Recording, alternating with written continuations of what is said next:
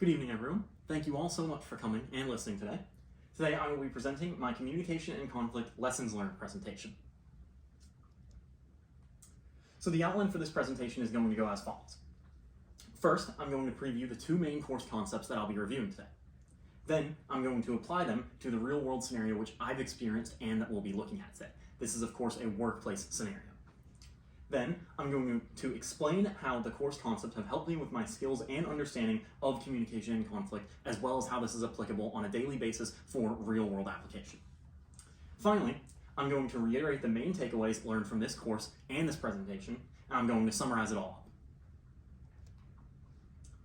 So in terms of the course concepts that we'll be exploring today and applying, first we're going to start with PUGs, the model for resolution. We're going to look at how PUGs helped me resolve a communication and conflict issue at my place of work and how it helped me understand how that happened. Then we're going to look at negotiation and how negotiation helped achieve goals for both parties in this specific negotiation situation. All right, so this is the conflict that we'll be exploring today, the scenario that we'll be applying concepts to. It is a workplace conflict. During my time working at Lifetime Athletic in Woodstock, Georgia, a conflict arose between my manager and I when I asked for a raise. The conflict arose because my manager declined to offer me a raise and basically said no when I asked him. This created a conflict because I believed that I deserved a raise, and that was the reason I asked for one. The reasons that I asked for a raise is because, first of all, I'd worked there for a full year at the time of my asking, so it was right around the first full year anniversary of me working. Secondly, I was often regarded as one of the best employees that the company had, and I was told this frequently by all different varying levels of management. Third of all, I had great knowledge of the procedures and the processes at the place of work, and I came in and executed this properly and efficiently every time that I came to work. Finally, I developed outstanding relationships with my coworkers and basically with everyone involved in the atmosphere of that being a workplace. In terms of the concept application, we're going to start with PUGs, and we're going to take it step by step and look at PUGs and how this helped me understand the resolution of this conflict. First of all, describing the problem. The problem is that the manager doesn't want to give me a raise. The reason that this is a problem is because I want a raise, and I feel I deserve one as well. Next, we'll look at reaching mutual understandings. We each have goals that we are trying to achieve as a result of this conflict or negotiation, and we understand that we each have goals going into this, and we know, of course, that our goals are separate. Next, we're going to look at incompatible and compatible goals. In terms of incompatible goals, a raise for myself means more money spent by my manager. The reason that's an incompatible goal is because that isn't a win-win solution for us. I would get a raise, but the company would forego money for it, for there's not exactly a way that the company can increase my pay without spending that money on my paycheck.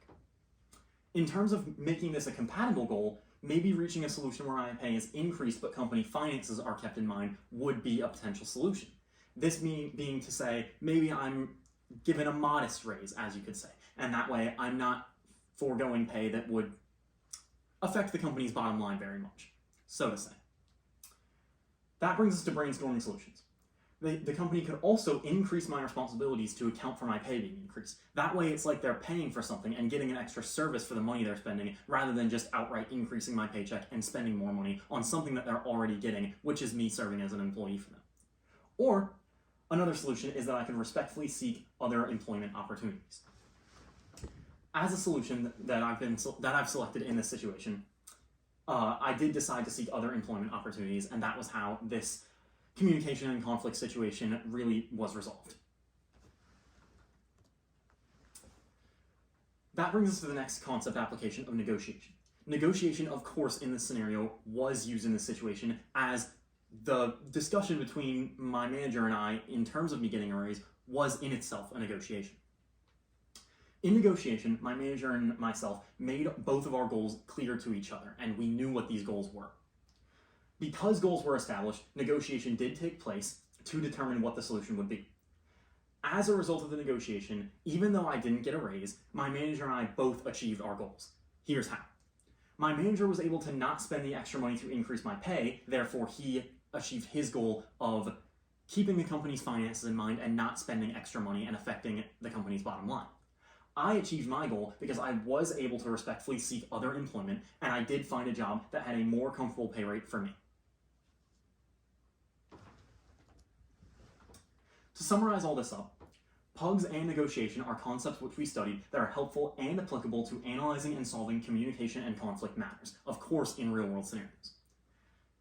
This, of course, is because pugs and negotiation, these concepts here, helped me analyze a real-world conflict which I did experience by identifying goals and emphasizing how the conflict was resolved. So, in other words, I definitely had a greater sense of understanding for how this communication and conflict situation played out as a result of learning about pugs and negotiation.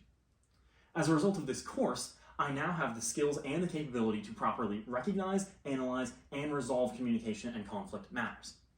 Going forward, I will be able to apply the learned concepts of pugs and negotiation as communication and conflict situations arise. Once again, this is thanks to the lessons that I learned in this course. Thank you all so much for listening.